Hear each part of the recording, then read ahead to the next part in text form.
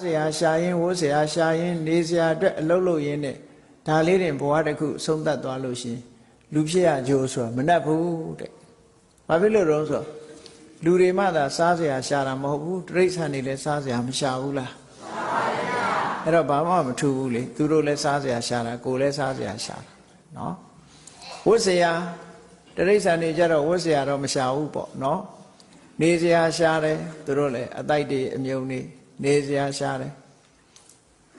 စားဆရာရှာတယ်ဝတ်ဆရာရှာတယ်နေဆရာရှာတယ်မကြမ်းမမာရဲ့ဆေးကုဖို့လောရတယ်ဆိုတာ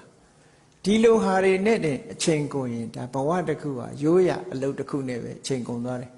ထူးခြားလာတဲ့အနေအထားတစ်ခုမှမရှိဘူးတဲ့ဒါကြောင့်မို့ထူးခြားလာအောင်ကိုယ့်ရဲ့စွမ်းရည်တတ္တိတွေကို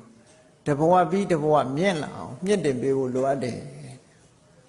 အဲ့ဒါလို့ဘဝတစ်ခုမှာလေ့ကျင့်မြင့်တင်ပေးတာကိုပဲပါရမီဖြည့်တယ်လို့ပြောတာကိုယ်စိတ်ဓာတ်ကိုကိုပြင်ဖို့လိုအပ်တယ်လူတွေဟာဒီအကြောက်တရားတို့အမျော်တို့ဟာခေါက်ရိုးကျိုးနေတာမျိုးဖြစ်တတ်တယ်ပေါ့ကြောက်စရာလည်းမလိုဘူးမျောနေစရာလည်းမလိုဘူးအရေးကြီးဆုံးက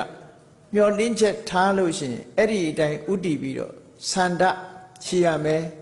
ကိုရှိတဲ့ဆန္ဒအတိုင်းလုံလဝိရိယနောက်ကလိုက်ရမယ်စိတ်ဓာတ်ကြံ့ခိုင်မှုရှိရမယ်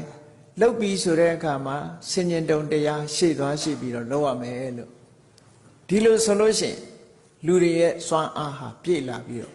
အောင်မြင်ကြီးပွားခြင်းဆိုတဲ့အကျိုးတရားကိုမရဘဲမနေဘူး